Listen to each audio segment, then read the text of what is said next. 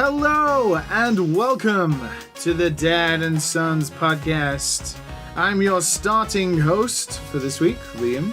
Joined with me, as always, are my lovely sons and fathers, also possibly mothers and daughters, Matt Visual and George Beedman. Hey. Howdy, partner. How's it going, boys? How we doing? Good. We can see each other. We can see each other, which for an audio feature is not great. After last week's streamed episode, we decided to try and use our webcams even when we're not featuring them, because this way we can know when we're talking, so we don't talk over each other. Yeah, we can dial up the chemistry. So if it sounds different or it's worse, then blame Skype. Just blame Skype. Yeah, blame Skype. It's not our fault. Don't blame me, the editor. For those who cannot see him, yes, George is wearing a Metal Gear Solid t-shirt. Yes. On the one day where we happen to use webcams on the podcast, I happen to be wearing a Metal Gear shirt. I guess that's some wild coincidence. He does also have a trilby behind him, but the less we say about that, the better. Liam, you're forgetting that you can actually see him on the keyboard now. That is true. I can watch you like a hawk.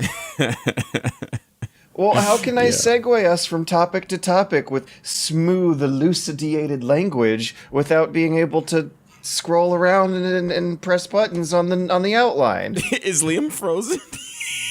Liam's frozen. Oh my god, you guys... Oh, there we go. Skype's already fucked up. Okay, well, the people listening to it with audio are not going to know that, so we should probably keep the visual hijinks to a respectable minimum. He was frozen in place. All right. Well, back to it. we have a few topics that we have all. But starting this week, we went out to the Twitterverse, as always, reached out globally, worldwide, to ask the lovely listeners of this show another tweet question you can get at us, depending on who tweets it out per week. But this week, I tweeted it out, and it was with the Game Awards. Our one night of the year as gamers to rise up and dominate the media space. The Keeley's Bonanza. Tell us, what's your game of the year, but tell us in 3 words why. So we had hundreds of responses to this question, and a lot of them were great, but I'm just going to straight up start with the first one that almost came across me, which is still my favorite, which is from Bud3K. Fire Emblem 3 Houses. Fuck your students. Wow, is that a thing that you can do? Yeah. Isn't it? I mean, you can, take them to tea and stuff. Oh, okay. Take them to tea. All right. That's what the kids calling it these days, huh? Yeah. Yeah, in my day it was hot coffee. Oh. Back when I was in high school, that was what having friends in video games led to. Oh, George, man. don't tell us about your dirty past yet. Let's keep that in your bedroom. From Hideo Kojima, but way smarter and co. Disco Elysium. Communism will win. I wish I had more commentary. I'm getting to it either this or next week, I promise, guys. Well, if you start talking about played Death a lot? Stranding for 10 minutes, you'd be okay. We will this podcast. No. So the idea is that in Disco Elysium has less of a morality system than which political faction you get involved with, and apparently one of them just straight up is communists. Didn't the developers of Disco Elysium quote Marx and stuff at the Game Awards when they won the narrative award? If there is an actual in-game communist party, it would make sense. From AK Cola the Doctor, The Outer Worlds, Capitalism, in Space, which is most So space. you got something for everyone at the side of the Thanksgiving arguments this year. Yeah, there's a lot. You know? There's a lot of variety in what people's games of the year if you find your society polarized by differing thoughts on economic ideologies, there's a game for you. From Garan Winter, Death Stranding. It's not Sekiro. You know what? He's not wrong. Or she. He's not wrong. He's technically correct. Yeah. That's definitely... And I'm going to leave it at that. Listen, we don't need to hear your sex tape live on the air with Hideo Kojima, okay? We don't need... I think it's less of a face when I know. Looking at George's really sad face is kind of off-putting. It's less of a sex tape and more of a like blackmail hidden microphone. He's definitely got something on you, man. I mean, I'm definitely a Kojima fan, I'll give you that, but I feel like I was kind of roped into it for job purposes, more so than it would have happened naturally. I don't know if it's like full on passionate, I initiated the sex tape. It's a little more complicated than that. Yeah, humans are complicated, and I'm a human. Don't simplify me. Don't diminish my human experience, guys. You're a biking human. A man who bikes. They're like Vikings, but far more lamer. Biking. You said biking or Viking? Yeah. Biking. Biking, right? We're just like Vikings, but gentler and kinder. And So, a lot of people responded with the game of the year, which is Sekiro, no doubt. Lots of different puns. Stuff like Daniel Parr, who says, Sekiro, shadows die, nice. Nice and simple. But D-Stick says, Sekiro, mash, parry, pray. Right. Which I can agree with. Right. that's how I remember it.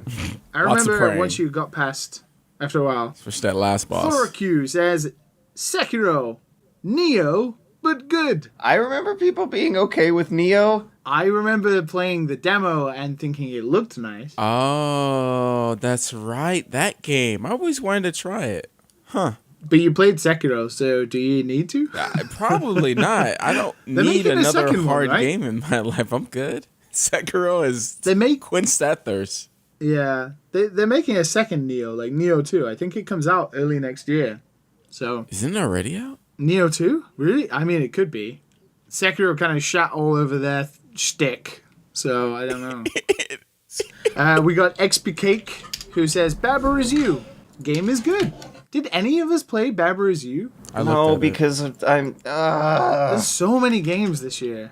So many small games this year. And we just have like 2-3 weeks until we're gonna try to wrap everything up, and in that time I'm gonna try to be cramming in some stuff. Unfortunately, Baba's not on the list, and that makes me sad.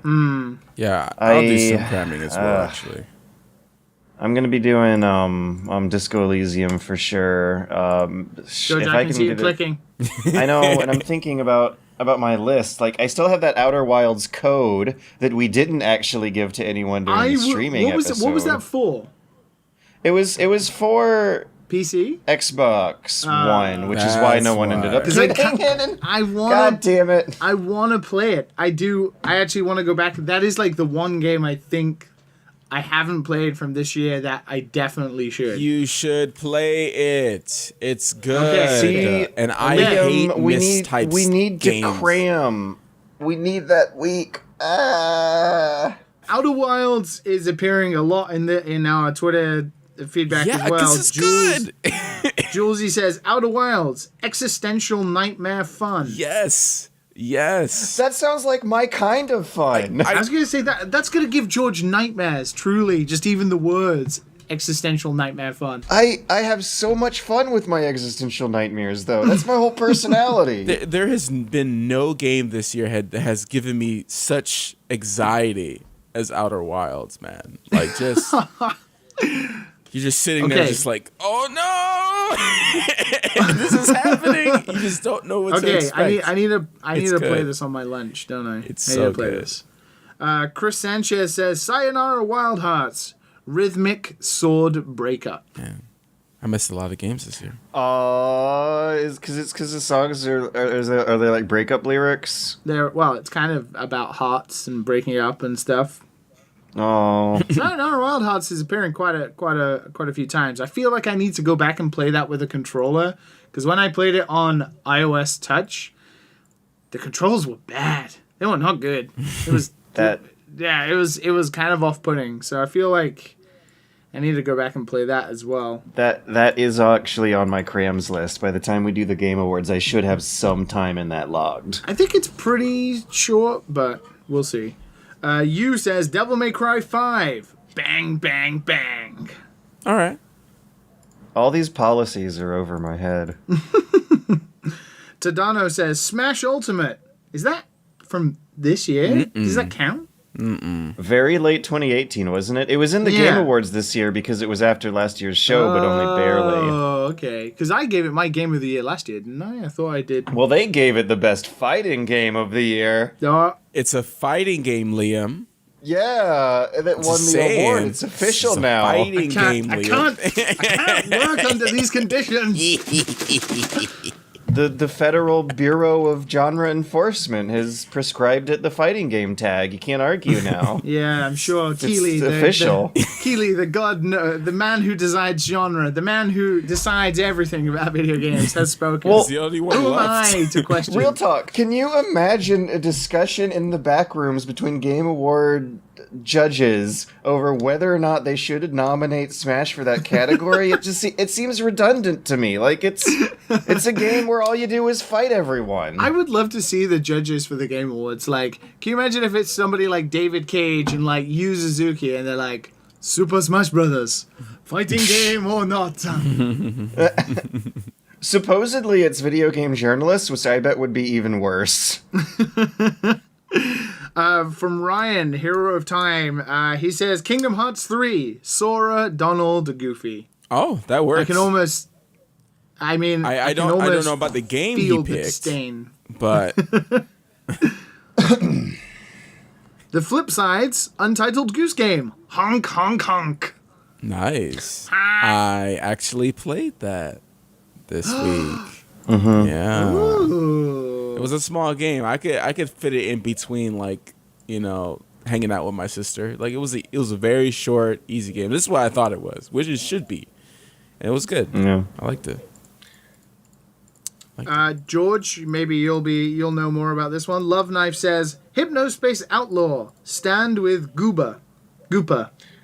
So, Hypnospace Outlaw includes a hilarious sub-story in which the internet loses its nuts over a little fish named Goober, and how you have to enforce copyright takedowns from Goober's IP holders against weird Goober fan pages, and it causes like a Goobergate scandal. That's what that's all about. Anyways, it's a funny game that I don't think enough people are talking about this time, as they like round up the funniest, weirdest games of this year, full of weird, fun, surprisingly polished stuff. Weird. I think I can talk about it now, like doing the IGF stuff, but like I don't think Hypnospace Outlaw was in the IGF either, which was a big surprise considering it's like one of the highly rated indie games of this year. I could be wrong though, I'm not really sure. Yeah, I really enjoyed it. I'm surprised with how little press it's been getting since launch. I think it sold really well though, so I don't know. Take the rough with the smooth, I guess.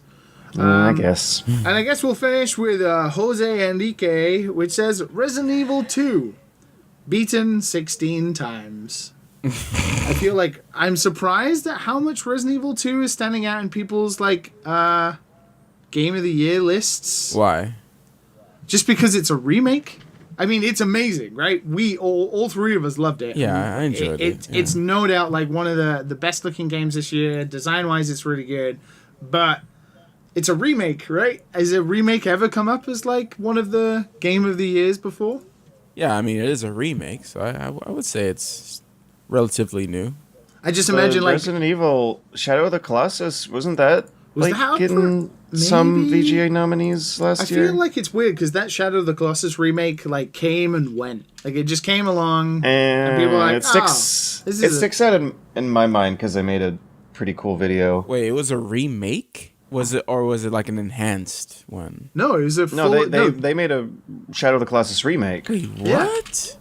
They did Bluepoint the remaster. did it. They did the remaster of Ico and Shadow of the Colossus for PS3, and then Bluepoint Games, who are like one of the best port masters in the world, like they did a full-on remake of Shadow of the Colossus last year. And it's a good remake too. Yeah, It's, but it does feel like it just came and went. Like it came, and then it went. I think one of the other aspects to that too is that everyone kind of discovered Shadow of the Colossus might have been a lot more simpler than they remembered. It's kind of the point, but there is not a lot going on to keep you engaged into the long tail of that product's lifespan like games nowadays are built for. I'm not sure, yeah. It did feel weird. This year was good for games. I mean, the three of us are going to get onto that talk, the Dad Awards later. Yeah, this episode is us gonna be like talking shit about movies and TV for an uncommon but not that uncommon distraction. Yeah, but this episode is not the Dad Awards. We're gonna do some other stuff. We're capping off a decade of video games as well. One of probably, the most influential gaming decades ever. So many gaming trends have come out the woodwork. So we'll talk about that later. But today, boys, it's about TV and movies. Namely, ones that take place in space and a TV show based on a video game. So I guess we're in the wheelhouse of what we are known for. What are we? I guess I'm known for not being able to suspend my disbelief. One of the things that could not escape my mind throughout both the hype cycle and watching the latest Star Wars movie is that I do not believe any of the grandstanding over this being a final movie. Like, yeah. I am sure there's going to be more after this. The final scene, like, no spoilers yet, but the final scene, if nobody thought that was, like, setting up for a new trilogy in, like, whatever, how many years, 5 years or whatever, and let all the, the Obi-Wan TV show come out, the Mandalorian and the Rogue Ones and blah, blah, blah, and then to have, like, a new main series is, like, doesn't understand how money works. Yeah. Because that final scene is put there so you can have a new trilogy sometime in the future. Yeah. I think because of this, the saturation and how long Star Wars has been around, like, I can only really get into it if it's meta-aware and weird. The whole while, like, I'm keeping in the back of my head, like, it's 2019. Superman has died and come back how many times now? Yeah. No one in the X-Men, the titular, like, core crew of 8 to 10 X-Men, that franchise tends to fall around, never permanently die. James Bond's never really gonna die in any of those movies. But the difference with those is you can actually kill them via shitty movies. So, for example, the Fantastic Four will never live again. X-Men, after the most recent X-Men movies, it's going to be a rough ride for them to come back. Green Lantern, can you imagine them making another Green Lantern movie? But there are some movies that you just can't come back from. So you can die, but it's in a metaphysical kind of way. Back in the 90s. You also were not allowed to kill off mainline Star Wars characters in the expanded universe, but eventually they did pick one to die off. So in this new movie that we all just saw, where no one ever really dies, it just felt such like a cop-out to me. Like, I don't know how they can... It feels like because of that, the stakes are so much lower when watching pop culture media these days. Yes, it's why I don't like Marvel movies that are not the Avengers, because everything will be fine and nobody's gonna die. And the stakes are so low, it's hard to watch. You're just like, well, and the franchise, pointless. These franchises have been around for like half a century. They have seen 5 generations of kids have grown up on Star Wars. That it feels like the movies don't have stakes anymore. To me, at least this one we just watched through with I don't know. I would agree and disagree with you in the sense that I feel like this is more like a TV show coming to an end kind of feeling than it is like the Lord of the Rings, for example, where it's a set beginning end for like a cast of characters. This is like generations of characters, as well as, you know, us going through our ages of understanding Star Wars and stuff. It's not quite 9 movies of Marvel a year levels of I don't give a shit. Yeah. But it's Star Wars, you know, it's exciting. It doesn't come along that often until like 5 years ago, where we started getting all of this Star Wars content, which I feel like has done detrimental to The Rise of Skywalker coming out, because everybody can watch The Mandalorian every week, or they can see Solo or Rogue One and watch Star Wars Rebels and all this kind of stuff, that we're not actually starved of Star Wars content. So if Rise of Skywalker was a mediocre movie, but there was not that much Star Wars content about, and it had the revelations that we can talk about in a bit, because they're the fucking worst thing in the world. God. If they had those revelations, it would make that movie like 10 times better for a lot of people. But because there's just so much Star Wars going on all the time right now, the fact that it is a very mediocre movie and it has problems doesn't really help. Yeah, like, I thought about it myself. There are exceptions to that statement in The Mandalorian. There are a few scenes in The Mandalorian where I was genuinely worried about some new characters they introduced dying off, but in the realm of these big mainline movies where they're the 40-year-old characters, you know that everyone's gonna at least come back as a ghost later on in the next movie. I was thinking about this, and I was thinking, why don't I care so much about some of the most famous, popular characters in media's death? Like, Luke's death in The Last Jedi didn't make me feel anything. I don't know if it's because the way they it's presented. do it so dumbly. He just disappears into the Force. Like, that's so dumb. It's also because it's fake. It's not real, and they can do anything. And when you first saw Obi-Wan disappear into the, you know, the ether of the Force, you were like, oh, Obi-Wan. Well, you were also a child. Yeah, because like back then watching it, you're like, that's like the first time it's happened. Now everyone does it. Now everyone's just disappearing into the Force. I will admit okay, can we just talk? Can we put the cap on now? Obviously, all three of us are having issues with this movie that we would like to discuss. This is it. This is your 5-second warning. Spoilers are happening. Skip to the whatever timestamp George sets up. Hopefully he doesn't muddle it up, and it's right in the middle of spoilers. And it looks like we're forecasted to have about 23 more minutes of spoilers dripping down the panhandle here. If you'd like to skip those on your daily commute, then go ahead and switch over to the 45-minute mark. Back to you, Liam. Okay. Everyone does. When Ben Solo died,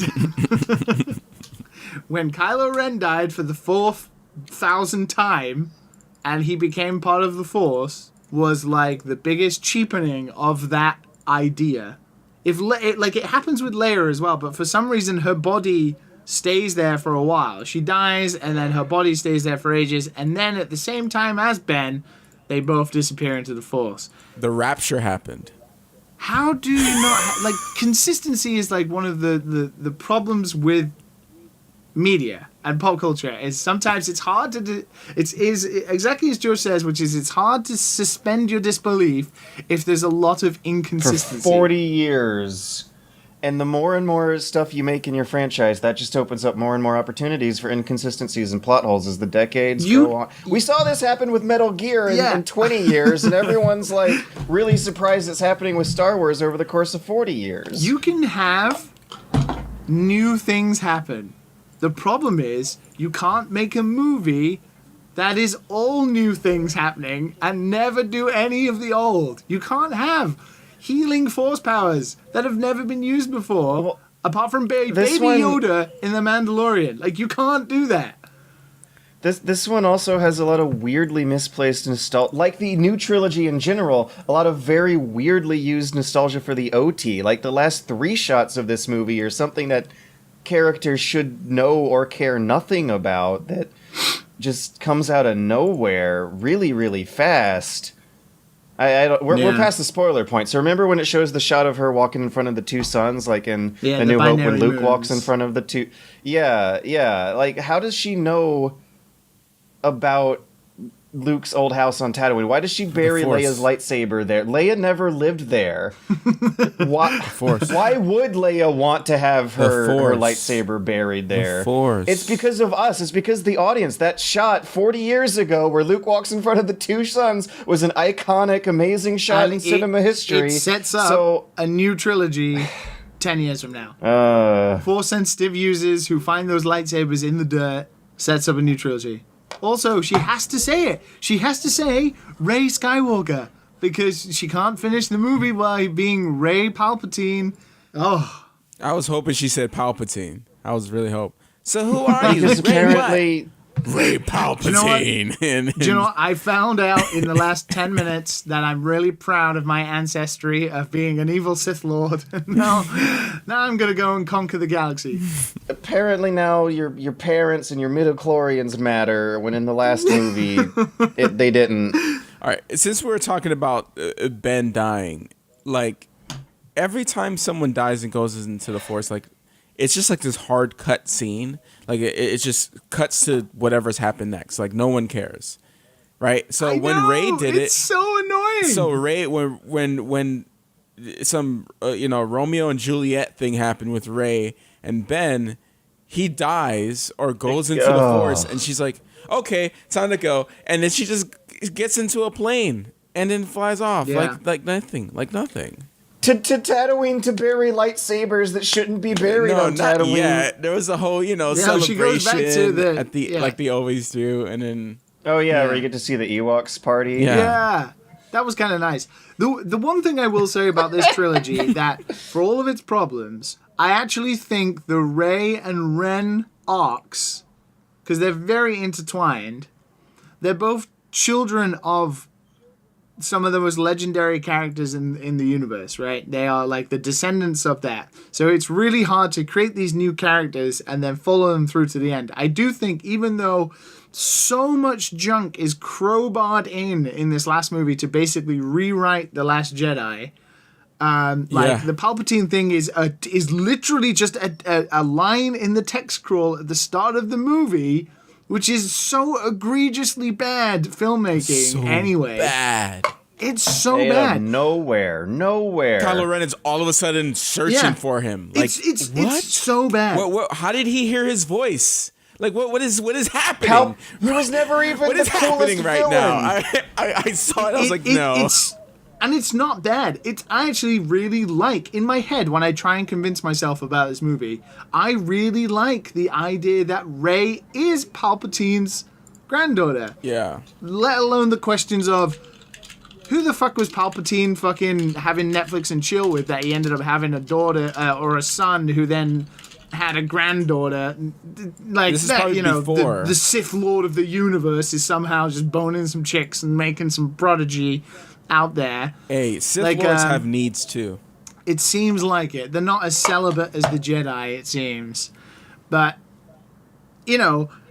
it's not a bad idea, and it is good because some of the best scenes with Rey is when she's like conflicted about anger. She gets really angry, and the bit with the ship where she shoots the Force lightning is like one of the best moments in the film. If it played it off right, and for 2 movies, in the background of the movies, you'd have these little bits. If they had any form of consistency and they had these little bits of Palpatine in the background building up to this one moment where Rey uses Force lightning, and you'd be like, oh shit, that's the guy who uses the Force lightning to, oh my god. But no, it's not that. Remember how much I shitted on The Last Jedi? Remember that whole Rose and Finn part? Rose is just like a side character now. Like, what was the purpose of it? Well, was Ryan Johnson just wasting money? Is that No, it's absolutely the opposite. George knows even Star Wars is not a defender, is not able to overcome social backlash. I think it's important to note that this movie managed to piss off both the haters and the lovers of The Last Jedi. Because between our group, like I'm the one who liked The Last Jedi, but we're actually going to have an easier time talking about this one. I have come over to liking The Last Jedi, not based on this movie, but based on a third rewatch of it.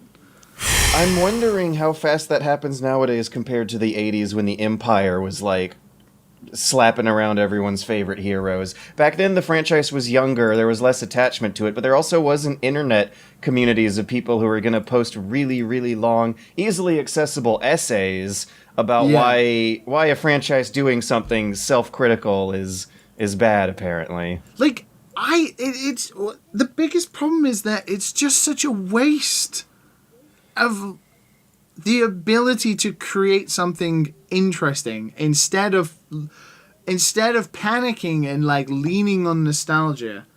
Like, you can have the nostalgia, there's nothing wrong with it at all. Like, it's totally okay in the universe to bring back characters from what is beloved movies.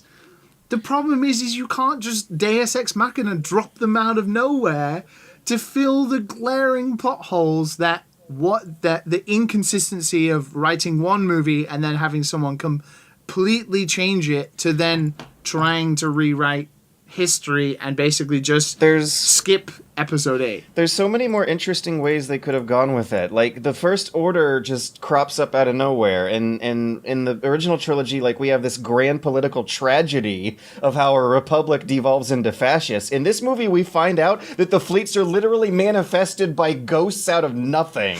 Like, there's no human element to that. Even as sloppy as the prequels were, like, you at least had a tragedy to put together behind the scenes that gave some coherency to why the Empire exists. Here, I don't feel... It's like killing robots. You don't kill... They're just robots. If these are ghost star destroyers they're blasting away, then it feels like it doesn't matter if they're blasting them away. It's... I don't know. I still would rather watch this movie as a movie than I would watch prequel 1 and 2. Yeah, and that's, I think, the most surprising thing to me is that given the fan consensus and the tomato meter right now, I was actually expecting this to be the worst Star Wars movie, and I'm happy to say it's not The Phantom Menace. I don't think it is that bad. I think it is maybe worse than episode 3, but I'm not sure. I'm wondering if it's actually better than Return of the Jedi. That is not true. I think I might. Well, for me, I've always liked the first one. It was like a good popcorn movie. Like, a lot of people hate it, and that's what I think I don't like Rogue One, but people love that. So I like that's my taste. Oh, right. I didn't like The Last Jedi. I thought there was a lot of boringness to it. A lot of boringness. The best part of The Last Jedi was Rey and Kylo talking to each other. And then they took that best part and they used it in the third one, which was great. And that's the best part of the third one.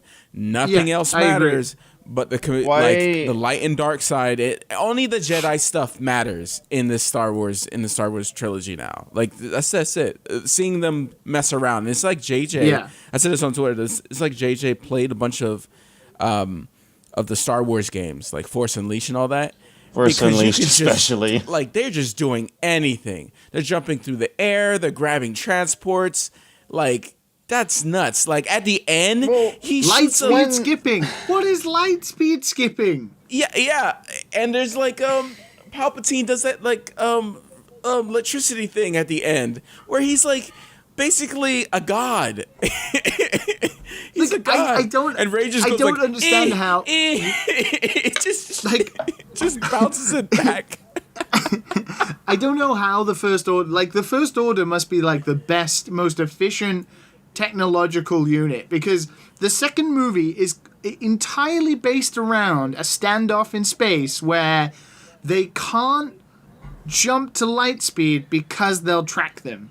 But if they destroy the tracker, they can do it. But then in this movie now, for some reason, even TIE fighters can cheap ass tiny little TIE fighters can track you through light speed while you're doing something called light speed skipping. So I'm like, okay, Sure. But you guys, like, realize this is what happens when you stretch things out across this many sequels and this many directors, and it feels inevitable. I don't know if there's... Did this happen in the Marvel movies? No. Did they... No. Did they Nothing have this bad. this much problems No. being consistent over the decades? Marvel is at least a good popcorn movie. Like it never gets to DC levels. You know, you're not going to see Joker come out with like face tattoos. You're just not going to see that. Yeah.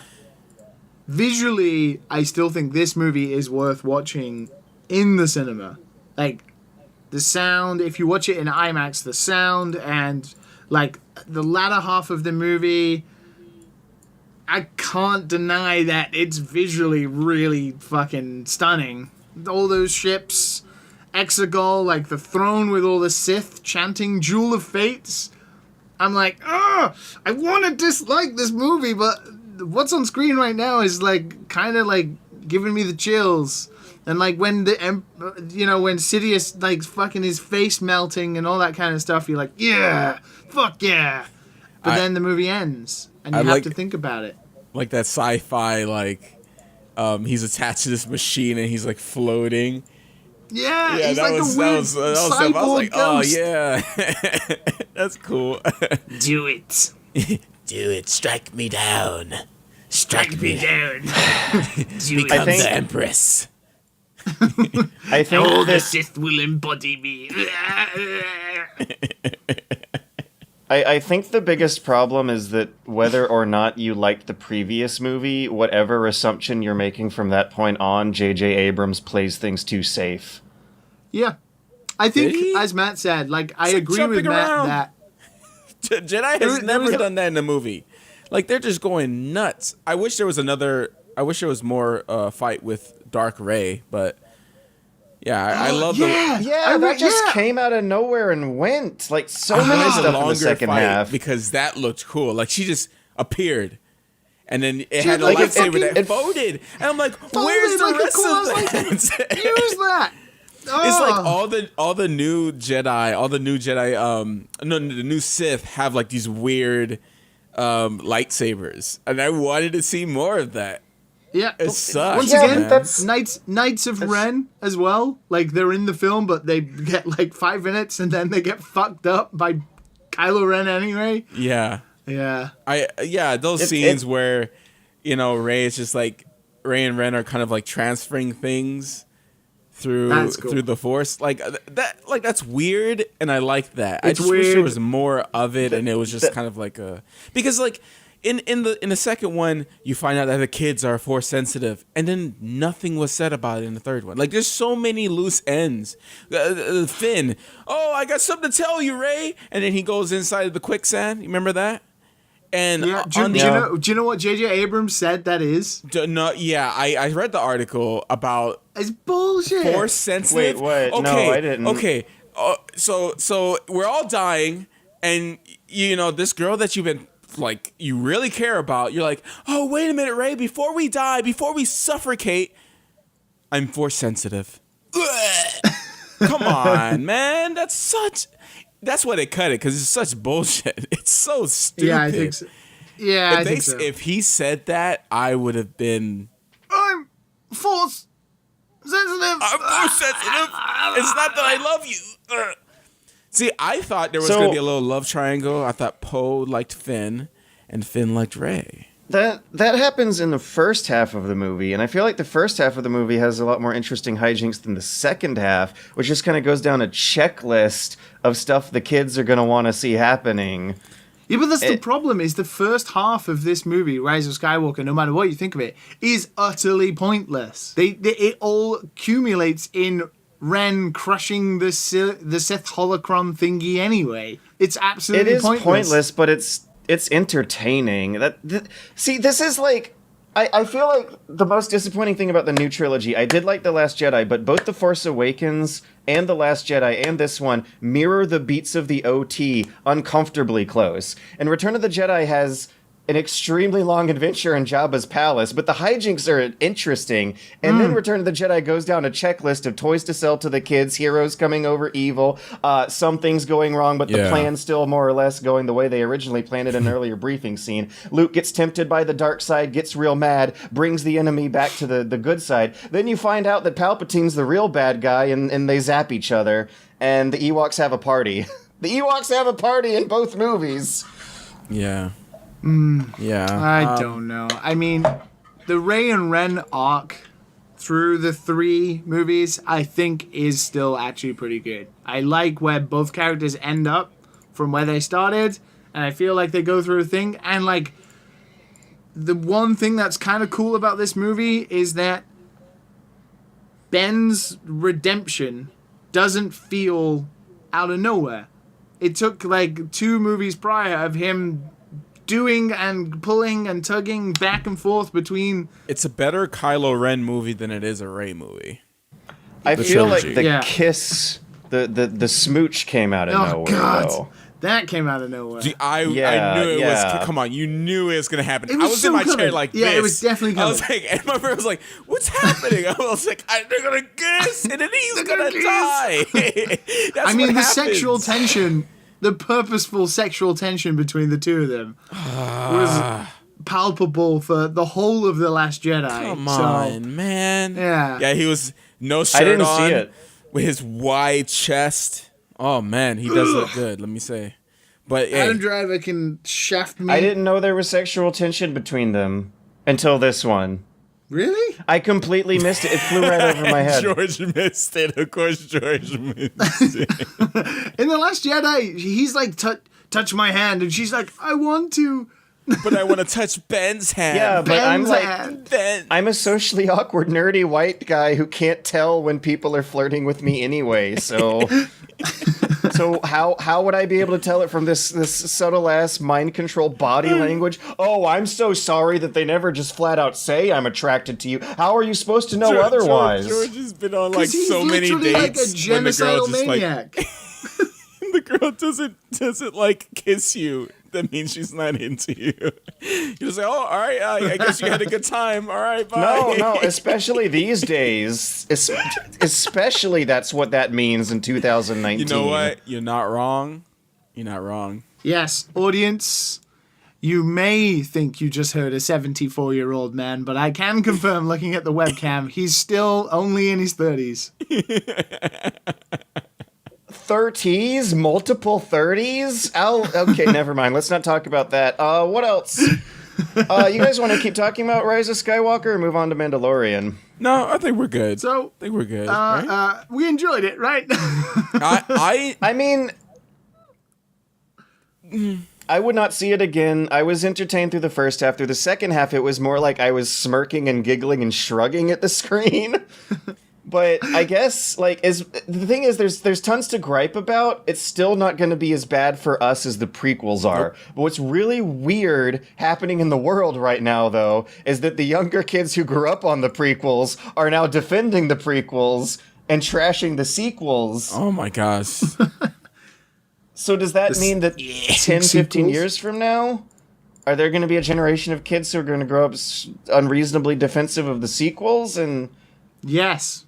Definitely. I'm pretty sure Star Wars is just permanent at this point.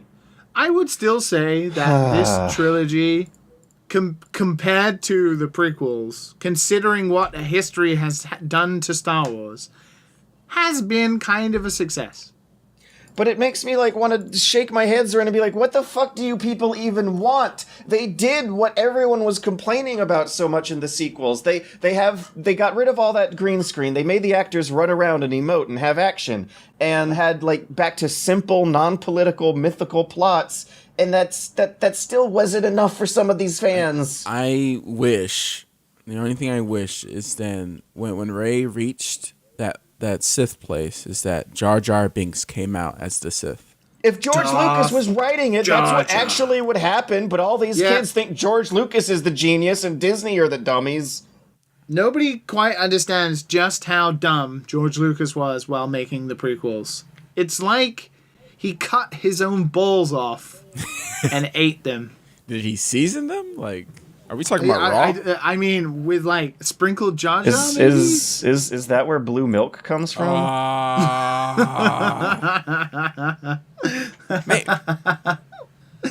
Rian Johnson, man. Speaking about getting mad about Star Wars, you guys want to move on to The Mandalorian now? Sure. It is the way. It is the way. I think this is the way. He has spoken. Star Wars, simple, mythical, video game based quest lines. Yep. I really was not expecting to like The Mandalorian as much as I ended up doing, but I feel like this is Star Wars. Game. No, it's because of Baby Yoda. Without Baby Yoda, Mandalorian wouldn't be anything. Yeah. Oh God, Baby Yoda. Can we agree? Baby Yoda is literally the most adorable thing. I mean, it's cliche to say now. It's like a little puppet. I also so really liked Mountain Grandpa, who was escorting him to Baby Yoda, and like the Jawas had a feeling of magic and mystery around them too. Wait, one thing. If we're talking about Baby Yoda, I do want to go back to Rise of Skywalker for the briefest of seconds to say Babu Freak. Yes. Was also really adorable. Yes. Babu Freak was really adorable. Giggling. That was an entertaining hijink from the first half. He and Baby Yoda are like, they're almost tied, but I think Baby Yoda edges it. So Star Wars is hyping up this final end, the conclusive finish of the Skywalker saga, even though Star Wars is still churning along with an entirely new section of the universe just fine with The Mandalorian. 2 spin-off movies just came out. They're I don't know, have they finished running Rebels yet, or is Rebels still... Rebels is finished. Point is, there's a lot going on in Star Wars right now. We have multiple cute green alien baby characters at play, and the whole cinematic, climatic finality of this movie completely fell flat because I was watching The Mandalorian a couple nights before. But yeah, I was not expecting to like side stories about simple, brutish, meathead characters like Mandalorians, but it ends up depicting the universe from their perspective in a way that I think is really interesting, and that's one where there's like a noble conflict behind the simple contracts of bounty hunt. Everyone else seems to think that bounty hunting is a more complicated profession than the Mandalorians do. And knowing that they use their bounty huntings to contribute to a communal fund back home gives them this kind of Viking raider type feel. Like they accidentally got introduced to sci-fi technology and intergalactic trade while they were in their Bronze Age or something. There's a sense of community and like nationhood among his clan that was really interesting to hear him talk about with that lady. I have a question. Did you guys see episode 4 of Mandalorian? Yeah. Was that the one with the shrimp farmers? Which one has the shrimp farmers? That's the 4th one. Yeah. Was that a lady Mandalorian or a lady in Mandalorian armor? She wasn't a Mandalorian. Wait, where? The one who makes his armor? The one he wrestles with and has like a little bit of tension with. She's not a Mandalorian. Okay. Yeah. So she's like really, really good at fighting and is wearing armor awfully similar to him. She said she was a resistance fighter. And they do a bit of characterization around the First Order cropping up so fast. There's a line where they're like, oh, well, shouldn't you report these bandits to the Republic? And everyone laughs and is like, yeah, good luck with that. They'll never solve the problem. So you get the vibe that the New Republic might be a weak, ineffectual government, but they say that even about they say it about the Empire as well, right? Because when he goes to visit Werner Herzog, he's like, yes, the Empire wants this, and he's like, there is no Empire. He's like, what do you like? There's nothing of you guys left. So it's kind of like, I think in that period of limbo where the New Republic that rose from the ashes of the Death Star exploding, and the Empire becoming the First Order is kind of happening. So both were kind of in limbo at this point. So I guess it'll be interesting to see what is one of the most questionable inconsistencies of the new trilogy from the perspective of someone who might have a better vantage point for what that looked like on the grounds of the universe. Wait, the Mandalorian is after the Death Star? It takes place after. Yeah, after the OT and before the ST. Wait, It's not. That It's doesn't make not any Baby sense. Yoda, and it's not Boba Fett. Right. Yeah. This So is. he's a Mandalorian, and that is a Yoda. I don't know, because Yoda's species doesn't have a name. Right. He's We've Yoda. seen Yaddle and we've seen Yoda, and now we've seen this baby. One of Everybody them. forgets about Yaddle. Maybe this is Yaddle and Yoda's baby. Maybe Yaddle and Yoda Maybe. banged, and this is their 50 years ago, and this is the 50-year-old baby. Good it was. I guess also this is like why Yodas and Yaddles are so old and wise is because by the time they're 50, everyone's still treating them like a baby. So maybe they get a lot of wisdom. Okay, yeah, a lot of wisdom early on.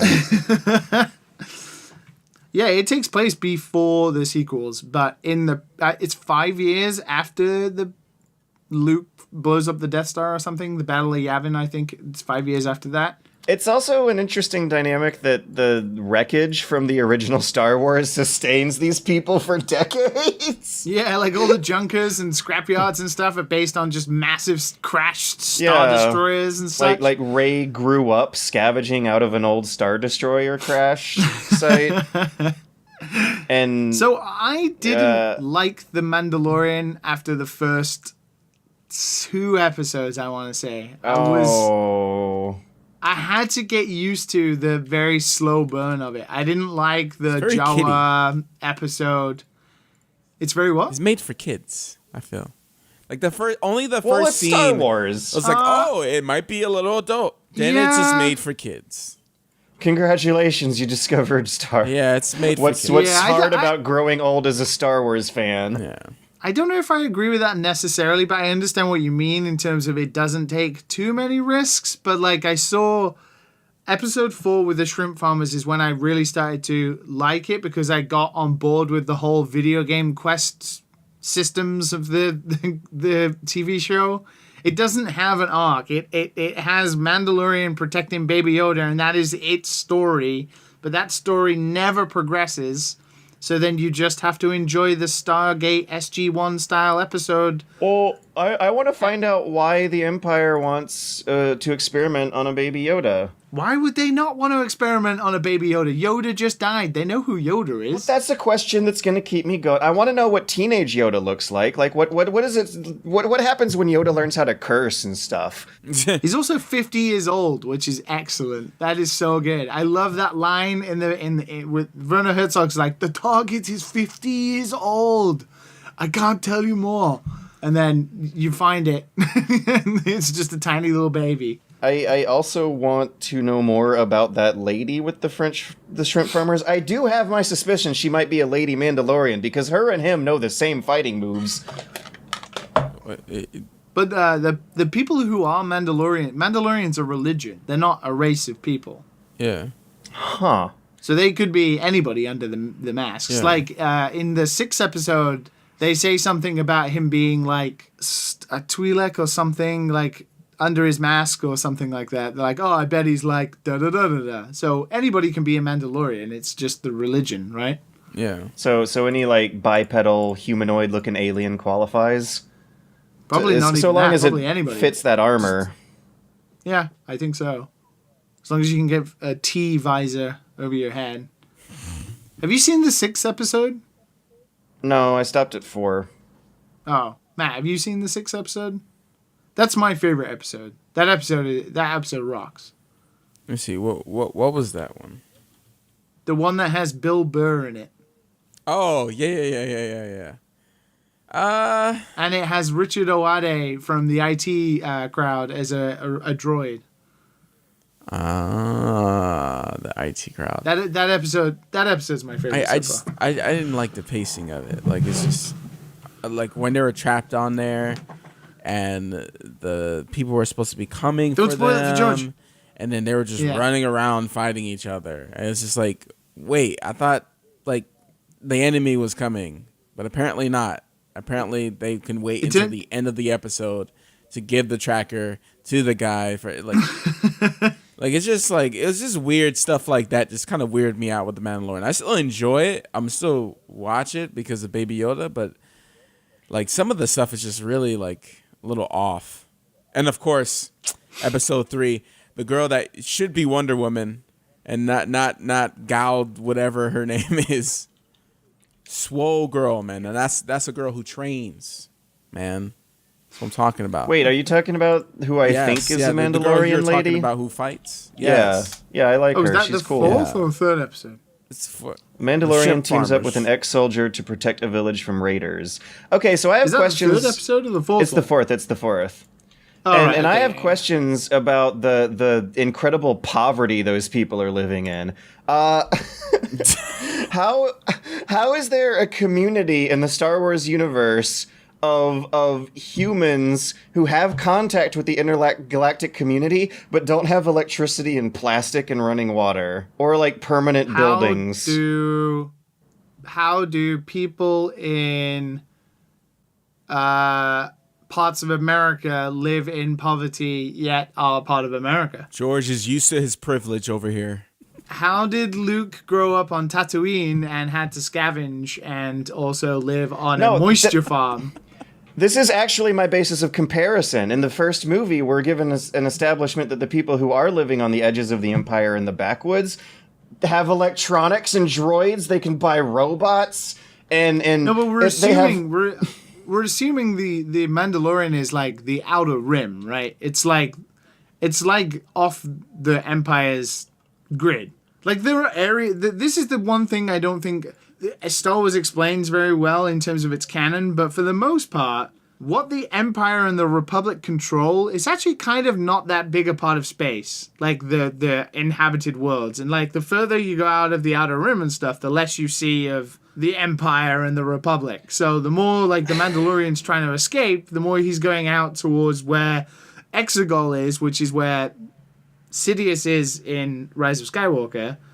The further away you are from the reach of the Empire. So if these people are living like out in the God knows arse end of nowhere of space, it doesn't surprise me they're not connected to technology. And They have like farming for 3 shrimp. metal pans. They're living like the Stone Age. They live like the Ewoks, but it's made explicitly clear that the Ewoks have never seen that technology before in their lives. But these are like they speak the language. They know what spaceships are, yet they don't have flashlights. You know who also doesn't have flashlights? The Witcher. Ah, good segue. Good segue. We've talked about So, enough yeah, about we Star are- Wars. and he can see in the dark. An hour of Star Wars is going to segue us into probably not nearly as much Witcher, but it's a very similar feeling. Another Netflix series made out of a property we follow because we're A good dorks. property. I didn't know if I was I have gonna like mixed Superman. feelings. Henry? Was his name So Henry? wait. Oh, you're talking How about many- Henry Cavill. How many episodes each are you 2. both through? 2. Watched 2 last Two. night. Okay, real so quick. I'm the furthest ahead. This is great. Go Yeah. ahead. How many episodes, Liam? 3, but I think the third episode is the best episode so far. So I kind of Yeah, this good. covers it. Okay. First, I was a little lukewarm on. Second, I was like, all right, they seem to be going in a good Any direction. Yennefer So that's progression? good Yeah, to yeah, hear. In part 3? So again, Yennefer progression in part 3? Because I know what's going to happen to oh, Yennefer. I'm just trying to figure Oh, out. baby. Yeah, Yennefer's not hot yet. it is. It no is. spoilers. People may not know you the Witcher guys, story. You don't know what's coming yet. Okay, Third good. episode has a lot of Yennefer. Has a lot of Yennefer doing Yennefer things to become Yennefer. Oh, So, weird. Yeah. weird. For that, So- but it has like Geralt actually doing a quest. It actually has Geralt doing what he does in the video games, which is kind Okay. of like the Mandalorian. He does a quest from the start of the episode to the end. He interrogates people, like he finds Nice. out about their backstory, and then he fights the monster. Episode 3 so far is the best one. Like the first one, I was like, oh no. Is this TV show bad? Oh no. No. And then Yeah. the second episode was like, it's all right. And then the third one, I was like, okay, yeah, they're going places now. I had the opposite reaction. I thought it was gonna be bad. You said when I saw it was Henry, the Superman from the DC. I was like, oh no, this is not gonna be good. But he actually, it's not too bad. He's like you good. get used to his voice. No. and stuff. Like, it was like, okay, I get it. And I actually like his voice. yeah, It almost sounds overdubbed or something. Yeah. Like he's way closer to the mic than everyone else. yeah. It's like down his mouth, right? There are definitely times where where you can see he's doing the voice on set, but when he does it, because it's a certain tone that he can't reach often, he's like, yeah, you're gonna call the Witcher. So he's really quiet. So they obviously had to bring him into the studio to have him dub it. So then the audible level of how much he opens his mouth versus how much audio that comes out is so out of sync. It's weird. I also just want to point out that because of latency, Skype compressed what you said in front of the mic into a beautiful mess. It sounded like complete gibberish and was wonderful. Amazing. Yeah. For 2 episodes, I would say I like it. I didn't really like the whole Siri start. It was a little. It's Choose a little your off. destiny. A little off. Yeah. Also, off. like all the stuff with like Yennefer and like Renri or whatever. The first It's like the Renfrey. Renfrey, like the girls of the apocalypse or something. It is not good at explaining that. It's not good at that. So what is going on here is that we're watching an adaptation of short stories from the first 2 Witcher books alongside a more expanded, slightly original version of backstories that get into in the later books. And you'll notice that the original stuff goes a lot slower than the adaptations.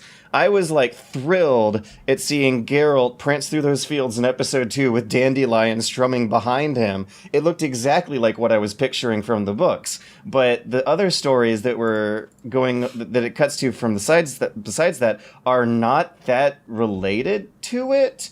And in my opinion, the good stuff are the Geralt adventures. The other 2 that cut away have some interesting moments, but aren't the meat and potatoes that like, I want to watch it for.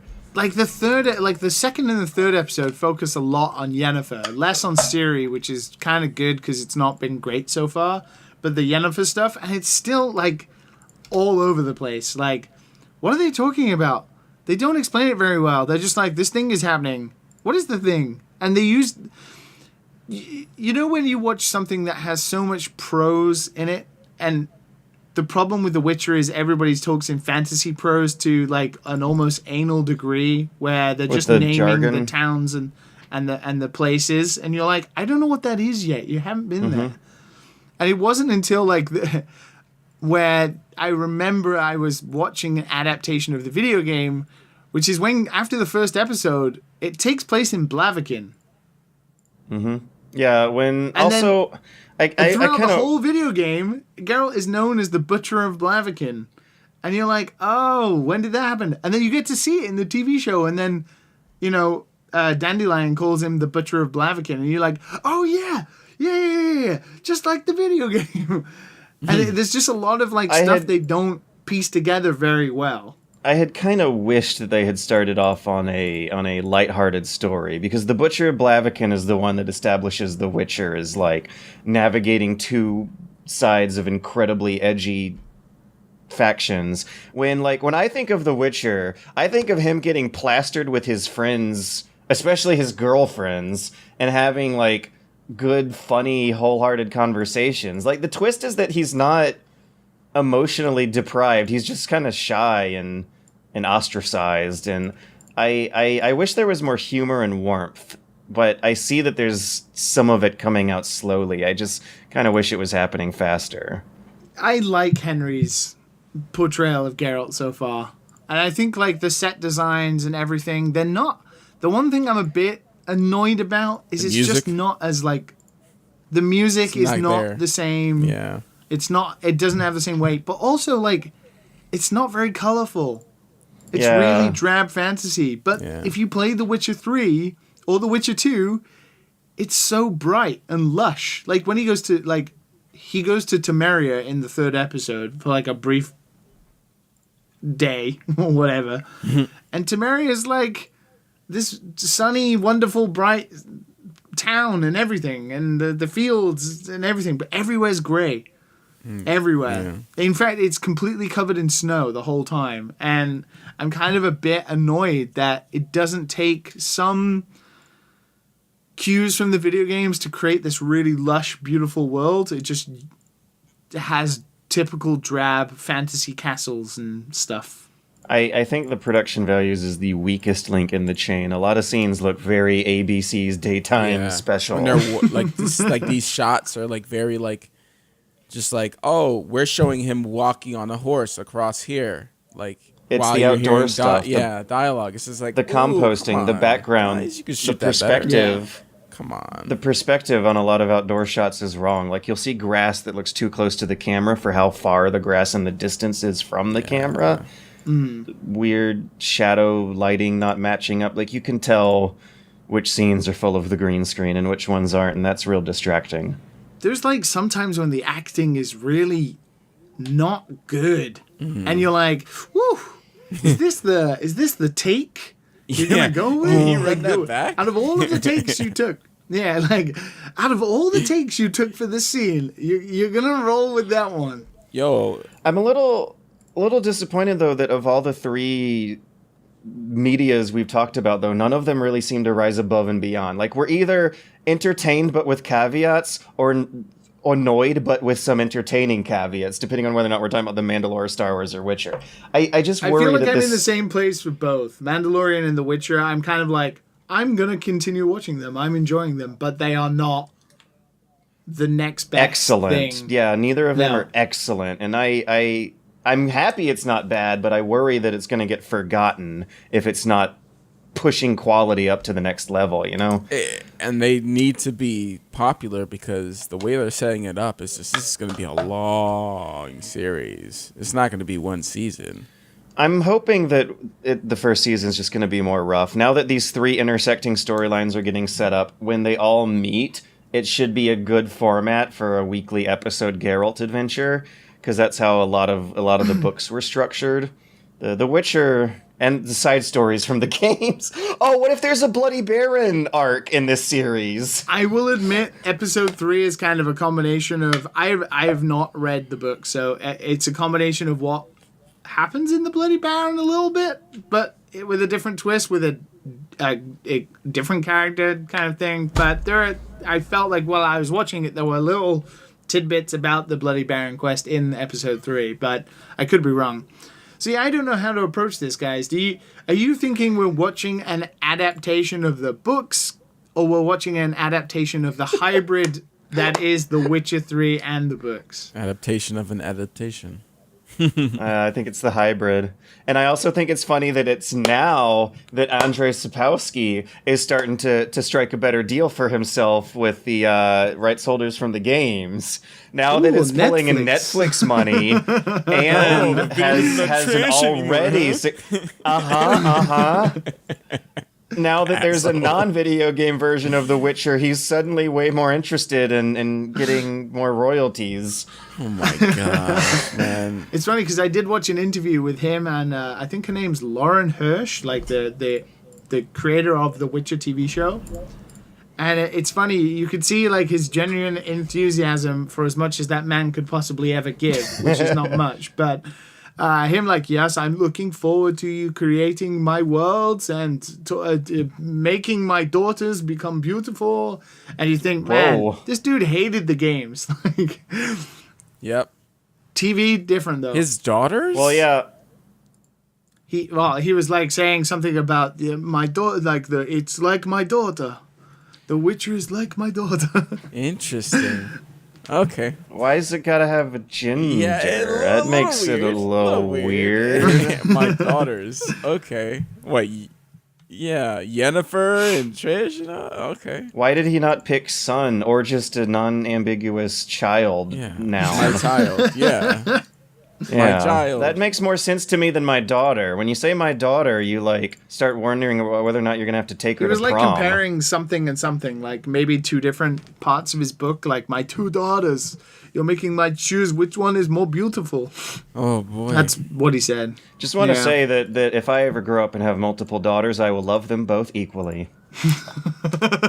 Hey, you say that now. And so one pisses you What off. if one? Yeah, I guess there's no way to find out until you try, right? What if one turns out to be space hip? So, we all watched. Oh, he glosses over that, doesn't he? Yeah, I'm segueing now. Not as elegant as Matt, but I'm trying my darndest. God damn it! What? We all watched some media this week that we have mixed feelings on. In which we're either still leaning positive or leaning negative. However, I love garbage. And decided before seeing Star Wars that I wanted to go see Cats.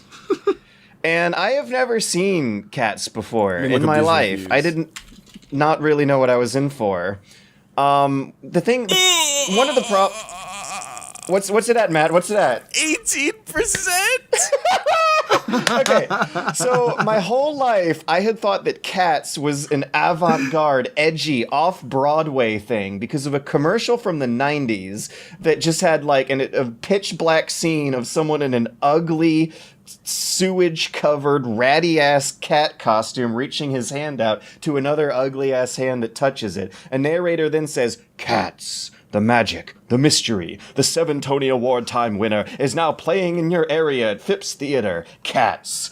And then it would have like that scribble of a title art. So I thought Cats was like a weird horror, scary, creepy thing. And it turns out that Cats is actually a classic Hollywood 1940s style musical that at one point involves a guy tap dancing while swinging a top hat on a cane. Mm-hmm. It's 2.5 hours of cats introducing themselves with musical numbers that occasionally include a little joke of cat humor, much of which involves how horny this cat is. It's incredibly weird seeing the Twitter discourse over how what these characters that basically look like naked people that rolled around in some glue and some fur has an underlying horniness to it. And then I went and saw the movie. That horniness is overlying. Like they'll make jokes about how sexy everyone's looking tonight and what they're doing later, and then have dance moves where they will just spread their legs in front of the camera, and the camera will like zoom into their flat, featureless, furry slabs of for no reason. I don't know dude, why. The furries. This is your like wheelhouse. You love the My furries. demographic. For some reason, the furries love me. Anyways, So don't give it a bad review. If you want to watch 2.5 hours of really horny CGI cat people introduce themselves so that they can float off on a hot air balloon and die in the atmosphere, that's the actual story. They're all competing over who gets the right during some yearly ritual among this tribe of stray cats wandering around London to see who gets to sneak onto a hot air balloon and float away and die. Whoa. And there's a romantic song about it, and Idris Elba is a villain who tries to hijack the balloon and steal it from the cat who rightfully deserves to die, apparently. But George, Yeah. what did you enjoy more, Rise of Skywalker or Cats? As much as I love garbage, I'm happy I saw Cats first so that it would lower my expectations into actually having some fun through Rise of Skywalker. Yeah. I actually fell asleep halfway through Cats. I fell asleep as some cat was introducing themselves as the funny fat cat of the neighborhood. I woke up as some cat was introducing themselves as the edgy cool cat of the neighborhood. Then the movie ended. It's 2 hours of cat introductions. I can't believe you paid to watch that. Yeah, but I didn't pay to watch Star Wars because Cats was the first ticket of the night. Oh, did you just theater skip? You sneaky. You watched Star Wars for free? I had to pay money. I was thinking of seeing a third movie for... Well, wait, no, let me read it. No, I didn't see Star Wars for free. I paid $14.99 times 2 to get in there with a friend. I bought a ticket for Cats, walked from Cats into Star Wars. I was thinking about walking from Star Wars into Knives Out, but decided to go home and play Astrobot and watch Witcher instead. Wait, is that like something you can do in America? Can you do that? Maybe. I don't know. Because like in Japan, like there's all no the one really seats are like stopping numbered. you. We have number seats now. But no one really enforces it.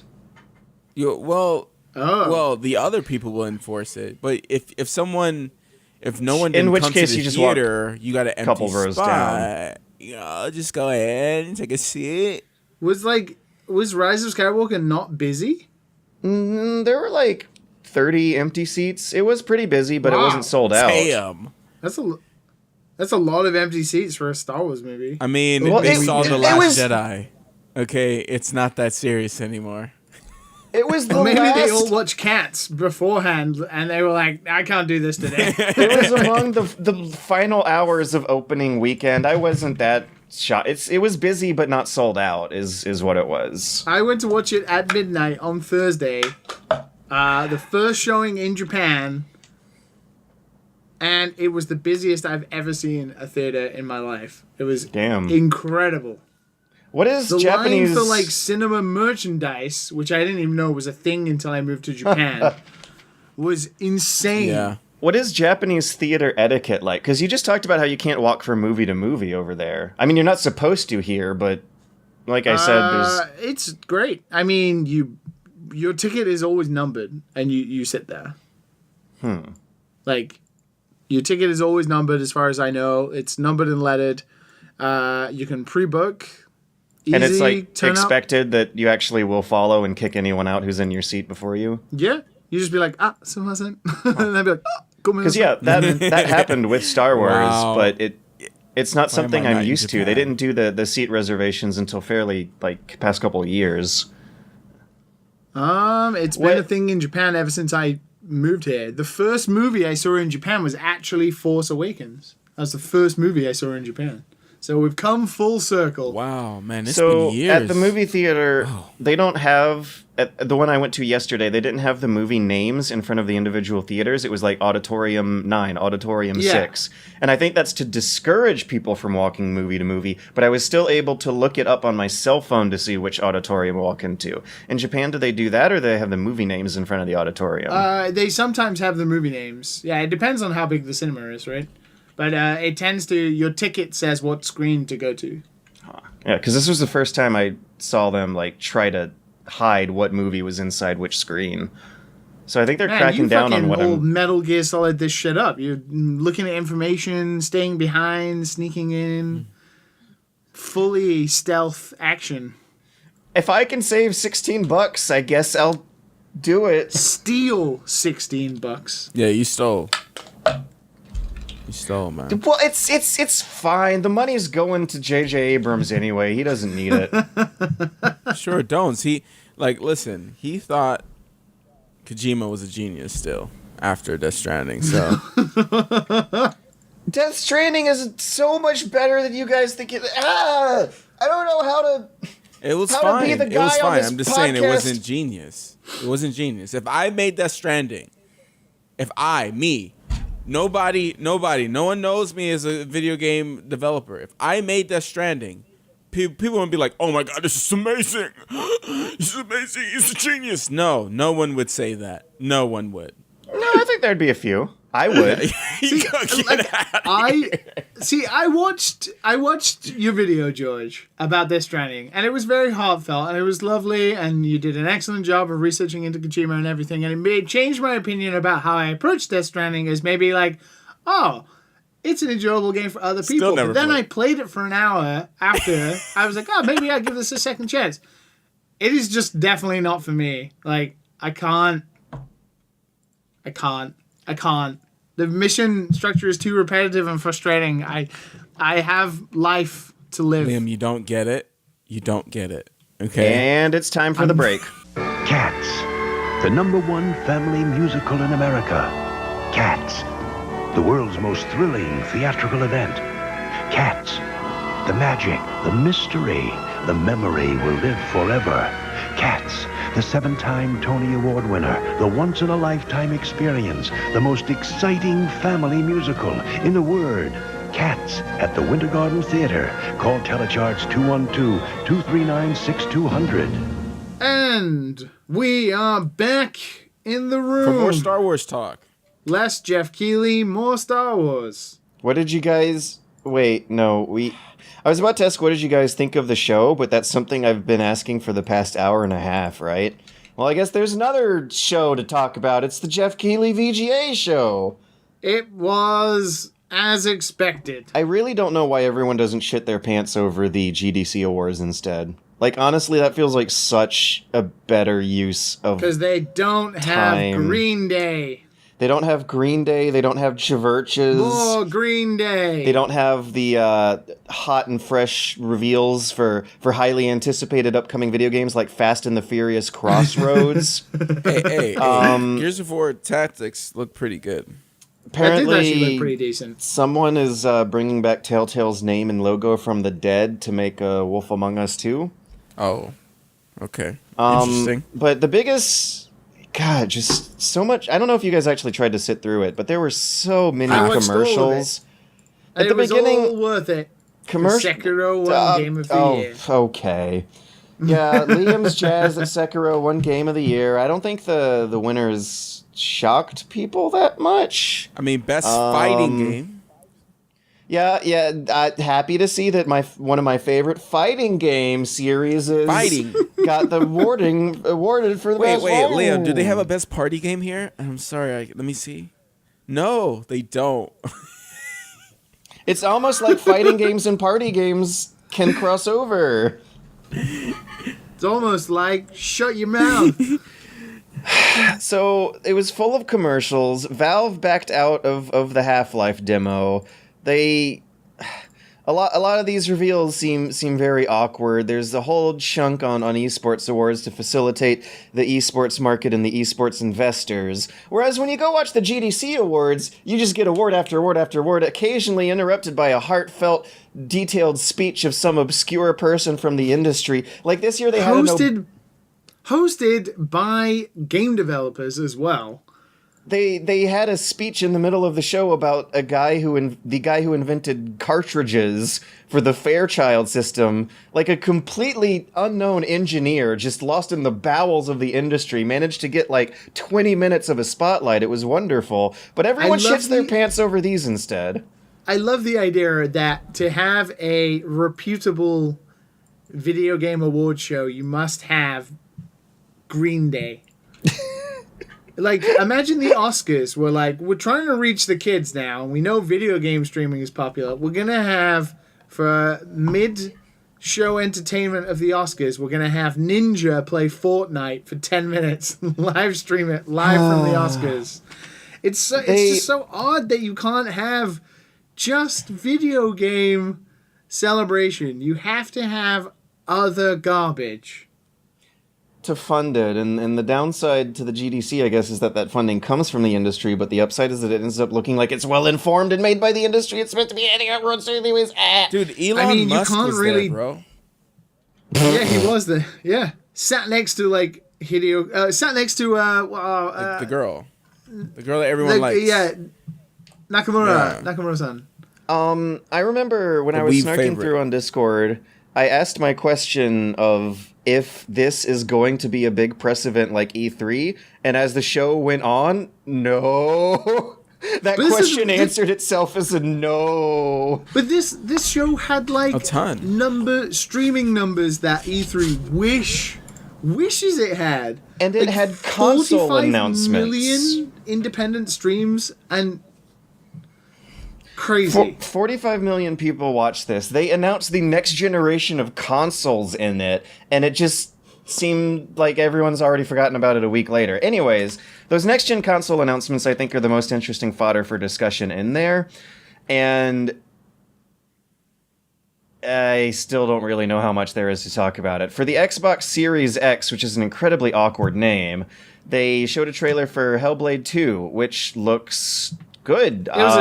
It was a pretty cool trailer. I like the music. Does it look next? For the music. Does it look next gen to you guys? Sure. Yeah, I know, right? What That's is my next reaction gen at this anyway? point. I mean, I guess it's stuff looking like toys now. You mean like everything looks like The Witcher 3 now? Like that's basically what's going. I don't know.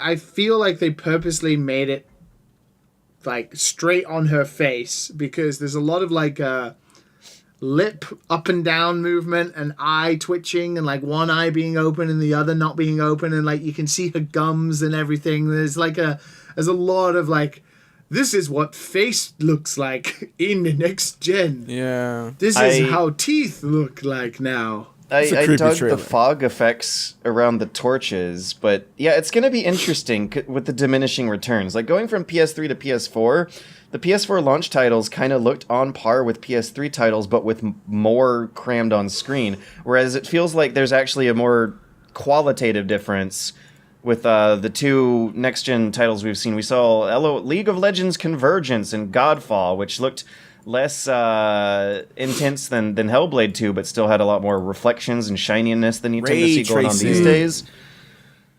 Ray tracing, photogrammetry, and deferred lighting, I guess, are going to be the big things to look forward to from the jump. All those reflections ray tracing is ray tracing, isn't it? Things. Like full-on real-time rendering of ray tracing could make a huge difference to how things just generally. Yeah, it's pretty drastic. I think performance as well, like having high textured, 4K textured models and animations that don't stutter. Like, it's weird because like at the start of this generation, there was a lot of arguments about 30 FPS and 60 FPS, and I used to think it was garbage. But now it's kind of inexcusable to be releasing games that do drop in frame rates and stuff like that. I feel like performance needs to be... Yeah. Even Sekiro. You know, like there are moments in Sekiro where it just drops down and you're like, it sucks. Because you don't experience it as much anymore. So it's kind of less excusable than it used to be if a game was dipping in and out. Like, what was it? The Link's Awakening remake. That had like major frame rate issues that it had to be patched. And a lot of people were complaining about that because the game looked so visually stunning, but the frame rate was all over the place. I think it should be noted, too, that the Hellblade 2 trailer was claimed to be in-engine, not necessarily in-game. See, if it is in-engine, that is pretty impressive tech. That still could mean they could render it at a low frame rate and speed it up in editing. That is so dishonest, George. They would never do anything like that. Absolutely not. Dude, it's a new console gen reveal. For the past 3 ones, we've had straight up FMV trailers look like gameplay. Remember Killzone 2 in E3 2005? George doesn't forget. Bull shots. So, the internet doesn't either. Am I mad? But I like the design of the Xbox. So it's a box. The big black monolith. Yeah. There's going to be some questions about the design of its name, though. During the show, they revealed it as the Xbox Series X, but after the show, there were some interviews clarifying that they really just want to call it the Xbox, but the fact that they put the Series X at the end at the show means that they might be releasing multiple SKUs with mid-gen skips, like a analog for the PS4 Pro or the Xbox One X. Don't do that. So don't do that. The official quotes from the Microsoft representatives is, at the Game Awards, you saw that name come to life through the Xbox Series X. Like the first generation Xbox, the next one is simply named Xbox. So this is the last one, I guess.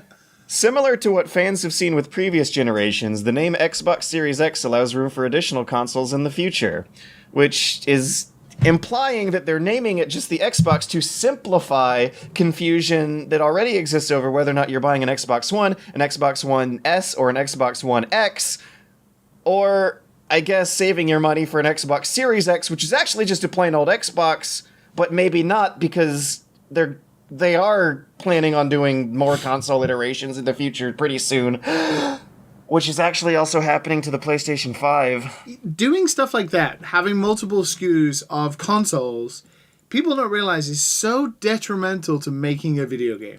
It's such a pain in the ass. It'll be interesting to hear your thoughts about it, because I was surprised at how much I don't feel like I'm missing out from not having a PS4 Pro. I thought I'd feel more held back than I ended up feeling in the long run. The problem is you can't skirt the line where you make something like the new 3DS. Remember the new 3DS? Where they had the Xenoblade Chronicles port that only people who had the new Nintendo 3DS could play, whereas nobody else could play it because it was too graphically intensive and only the new Nintendo 3DS could play it, and you'd have to have the stick.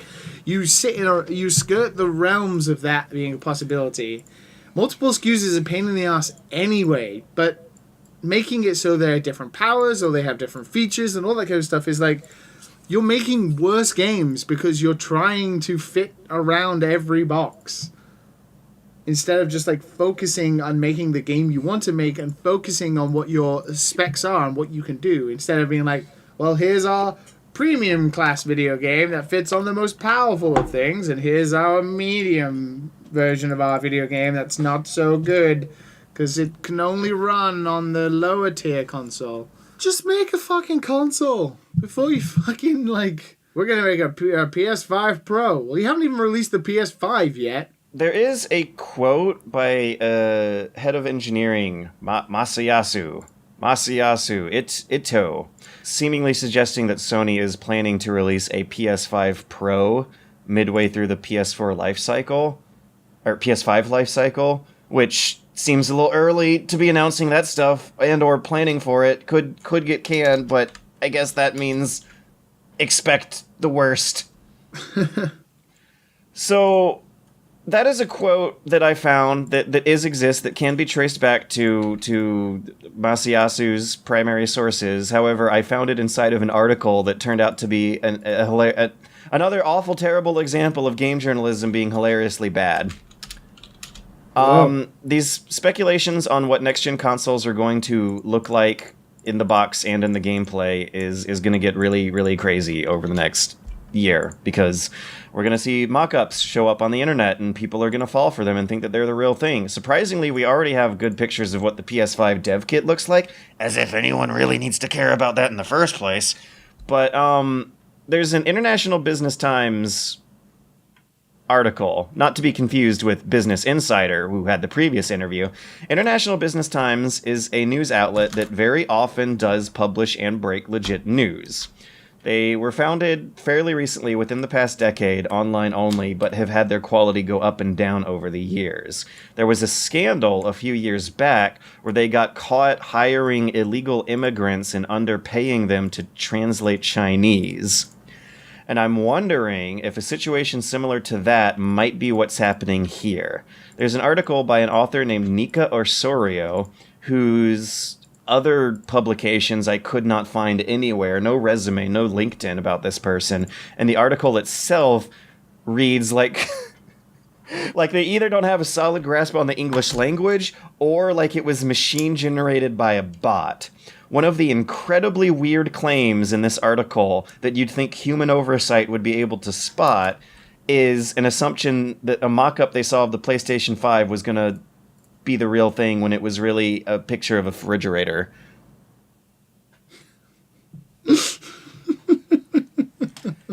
Yeah. This person wrote an article all about how a leaked mock-up of the PlayStation 5 looks suspiciously true. The only reasoning behind it being that let me get the quote. Quote, "We could not verify the veracity of this image, but ZungEX, who was the Twitter account that posted it, has been a good source of information, particularly about the things related to the gaming industry." Okay, based on what examples? Like, they usually throw links in to prior stories or prior tweets where this person has been a reliable source in the game industry. Quote, "Contrary to the general belief that the PlayStation 5 would be released with the same design as the leaked dev kit, it seems that it will be launched with a similar design as the heavily criticized Xbox Series X. If the image shared by Tipster turns out to be true, quote, which could be a joke, parentheses, Sony's next generation gaming console could look like a double-door refrigerator at first glance." So, at second, third, fourth, and fifth glances, the image is still going to look like a refrigerator, and that should very well explain what you're looking at as a joke, which is something they wrote in the previous sentence. Garbage. It's really weird. Oh no, come on. This is a really, really weird language they're they're parsing this thing out in. Well, they're just trying to not be held accountable. They're like, oh no, oops, oh, everybody forget, oh, it's all good. They issued a little word of correction at the top of the article, and then changed the headline to the PS5 leak that wasn't, and then kind of moved on with their other generalized tech reporting, because I guess this person is either not a person or someone who is cranking these things out at an incredibly low pay rate. Definitely the second part. Yeah. It is possible. Or it's a hobbyist site. There is a non-zero chance that it could be written by machine. So then you need to start making fake images and see if you can trace it back to some Russian bot site. It is possible to have an algorithm Madlib financial news. I wonder if it's now possible to have an algorithm Madlib upcoming video game console mock-up leak news. So long as Such the bot... a pointless waste of technology. This'll get them. We'll get those gamers. There's Here's so your many... fridges. There's so many cool things you could do with the combined neural network of self-learning computers that span the entire planet than get 5 cents of ad revenue from angry gamers clicking on a dumb fake news article. We could be solving cancer with this stuff. They could have all these bots playing Folding at Home for like 10 years every minute. Folding at Home. I remember that. Man, that was a weird experiment as well. Speaking of weird experiments, we have some letters in the inbox from fans asking where we think Kojima will go next. I wonder who picked these questions out of the box. And that's all we have time for this week on this episode of Dad and Son. Well, no, we still have 15 minutes to blow Kojima some more. Oh. It's been a while since you've said anything, Matt, and the fact that it was that, I feel, speaks a lot about you. Anyways, What do you think I do on this podcast? I mean, let's be honest here. You think I'm here for the news? If you would like to give Matt something to do on this podcast, then send an email with instructions to dadandsonspodcast@gmail.com. Yeah, we can watch him now. We can make sure he does it. I wasn't just watching trailers for 2019 video games. games to cram before the awards show in January. I wasn't just playing World of Warcraft, fishing, on my 3DS. Oh, that was a Jimmy reference to that is. So our first question this week comes from Alejandro. Given that Hideo says he hopes to make movies with the current studio in the future, which elements of his game do you think will definitely show up in the eventual Hideo Kojima movies? How far up his own ass do you think he'll go? Oh. His writing. I really fucking hope that the movie does not have Kojima writing in it. I hope it does. His writing. I hope it does. I want to see that. It's probably trash. going to. I should not get my hopes up, but by God, I'm still clinging to those days where he had the fan favorite co-writers at his side. Oh, I can imagine a day. I honestly can. Like, this is not shitting on Hideo Kojima, but I think it's the difference between making games and movies, especially games like Hideo does. I can picture the day where it happens. It's announced. There's a movie coming out by Hideo Kojima, his first ever movie. And then we go through the trundle of it being kind of like teased like a Christopher Nolan movie, and like it's all mysterious. Hideo's first movie. It'll come out and it'll get the same rating as Cats on Metacritic. Oh. No. I can easily see that as a future that will happen. Well, what are the things different about making games? Imagine asking that man to condense a story into less than 3 hours. How long I the scenes are gonna go? It's just gonna be 4 scenes, and it's gonna be 3 hours. I'm hoping that making a movie instead of a game puts a candle under his ass and makes him realize that you do have to push things along he has faster. people calling him The genius. He has people calling him genius. Yeah, the final cutscene of fucking Death Stranding is like an hour long. Of a It's game that was interrupted by He's gotten worse minute with of time. gameplay. of a game that was 50 hours long. Kojima It's is not wine, inexcusable. George. He's like cheese. No, wait, no. Cheese, that's a bad example. What's something that rots? Everything else. Oh, you know what? He's just Fruit. like a McDonald's sandwich. You know, it kind of stays the same on the outside, Sandwich. but really, it's not a really good sandwich after like, you know, a week or so. Or a few Oh, God. hours. Just I wonder if the first one will be animated or live action. live It'll action. be live action. Hideo will be like, I'm too powerful. Do you think it'll For be starring Hideo? No. I think he'll make a cameo. Like he always does. He Yeah, was in he'll Death make a Stranding cameo under the somewhere. bed. You know. Remember that? Yep. Yeah, well, I guess that about covers it. Liam, he was under the bed. He was under the bed in Death Stranding. I know, I saw Oh, the clip. okay. Just making sure. Time Traveler, I mean, that was the name on the email address, says, because Matt was forced to keep an extra eye on his nutrition, I would like to hear his take on what we decide to put in our bodies. What? I, for one, don't think that there is such a thing as bad food, but I sure as hell would have loved it if I was taught what and how much of it my body actually needs. What? Bad food?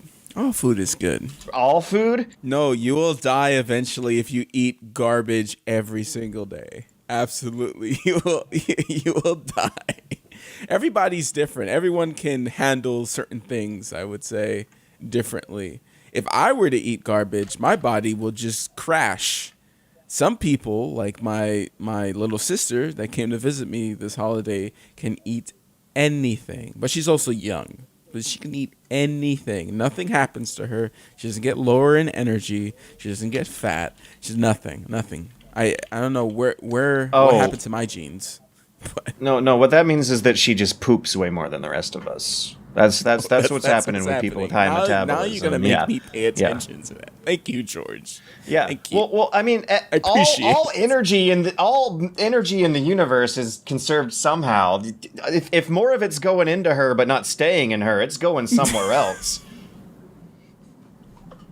Anyways, I would say, as long as you're getting a little bit of everything and you're not just eating garbage every day, you're gonna feel a lot better.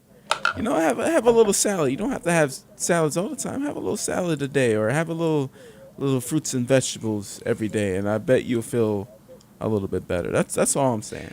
Eat your burgers, man. Eat your burgers and fries and stuff, but have a little something. Get your vitamins. Buy a takeout salad. Keep it in the fridge every like couple hours. Just eat out of a few chunks of it. That's what I do. I don't even bring my food to my dinner table or my desk anymore. I don't even know why I'm still living. That's what I do. Just do that. Yeah, man. There is such thing as bad food, though. You need to really go to some of those spots that are just like, they literally tell you, yo, you might have a heart attack if you eat this. There is some really bad spots. Man. Oh yeah. The American restaurants sometimes where you have to sign a waiver before ordering your 17-course gamer level. The body's just not for some reason, supposed to be able to take that much butter. For some reason, a lot of the gamer bars do that, where they'll have a challenge item on the menu. Everything has to be a challenge. That's real popular in Japan, isn't it? Like food eating challenges. I've seen some abroad in Japan videos where you like, if you manage to slurp 100 noodles, you get that to eat them free, and they put your name on a plaque in the restaurant or something. Maybe. I don't know. I went to a burrito eating contest once. Where was it? In Japan. Yep.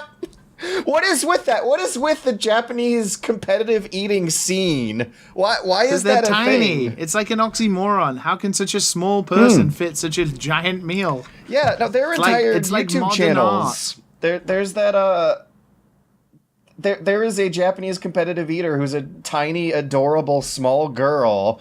And the whole YouTube channel is her eating this giant, like, watermelon-sized bucket of spicy noodles. Not heard of this? Oh yeah. Her metabolism probably has Is that your type? Has her in the bathroom all the time. Anyways, I can't continue with this joke. Forget it. Never mind. I'm gonna stop right there. So next question is from Doogly Jim. Oh my God, Doogly Jim. I don't know if it is Doogly Jim though, because Johnny Cox is the email address, but Doogly Jim was the signature at the bottom of the email, so maybe it's an imposter. Just read out his email address. George has often spoke about his biking trip across the country. My question for him is, was there some source of information somewhere giving you guidance? I imagine you have to take specific routes between human settlements. I like that, human settlements. You'd want to take the right road so as not die budgeting and right bike. I can cover this. Oh. He time traveled to 2019. He played a game called Death Stranding. And then he went back in time and just rode a bike. Specifically for the game, yeah. The bike inspired me for the game inspired me for the bike, not the other way around. Like I said, not the other way around. No, right? Absolutely. So you're saying he time traveled? He time traveled. Oh, just like the name of our person. Second question. Our previous caller. Yeah. Well, when I was after college and before I started applying for serious office jobs, I spent 56 days doing that. Look up a website called the Adventure Cycling Association. For anyone who's interested in doing this, look at the Adventure Cycling Association and see if they have some resources that might plug into a feasible plan you have for this. That will be your first stop. I spent about $3,000, but that was mostly because my bike got stolen and I had to spend $800 on a new one. And... yeah, 56 days, $3,000, start with the ACA. I encourage anyone who's listening who wants to do it to give it a shot if they have the time and the money for that. Liam is dying. In the meantime, do you guys got any question while I'm just like aggrandizing myself here? I just had a thought. Like, I watched the whole of your Death Stranding video, and I really felt like a heartwarming nature about your cycling trip, and I was like, oh, good on you, George. And not once did you mention that your bike was stolen. Wait.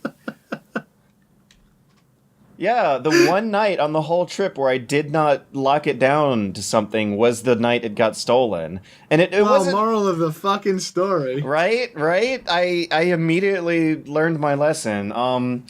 Yeah, I was camping at a lake in Texas, and I put my bike down on a picnic table and pitched my tent next to the picnic table. And when I woke up and just peeked my head out the tent, it was just gone. I did not hear anything or see anything. I just woke up and it wasn't there. And when I went to bed, it was there. And that was the one night of the whole damn trip where I did not lock it down. Wait. You saw it came back? No, it never came back. I bought a new one. It was there, and I was like, "What?" No, I went to bed and it was there, and I woke up and it wasn't there. I had to buy a new one. I called a cop over, who gave me a ride around the park, just kind of looking out the window, seeing if my bike was in a ditch or something, and then said, "Well, I don't want to get your hopes up, but usually we don't find these things. I'm going to have to let you out. You'll have to get your own ride back into town. Bye. I'm never going to see you again. Fuck you." He's like your own Die Hardman. He's like, George, I'm sorry. Your bike's gone. So I got out of the police car and then called a taxi because the cop did not want to give me a 20-minute ride back into the city after I had biked 20 minutes out to this park at the city's edge. And spent the next day buying a new one, and I ended up staying over at the house of the guy at the bike shop who sold me the bike. He gave me a bike and a place to stay for the night. And what kind of great hospitality is that? I made a real meaningful connection. And as you were walking out of the bike shop, you saw he had a new bike for sale. And you're like, that bike looks suspiciously familiar. If it was the case that I was being hoodwinked along an incredibly elaborate retail bike reselling scheme, then at least I left that experience with a heartwarming connection having been made with some random weirdo across. $100 less. Right. $100. Yeah, right. You know, for a bike? One thing I do wish I got more into in the video was how at the end of the trip, like, you have a social network that spans the country, and there's a lot of weird trailer dwellers who live in the desert. How can I eject from this podcast? You Where get is the the eject button? experience You just of stop connecting.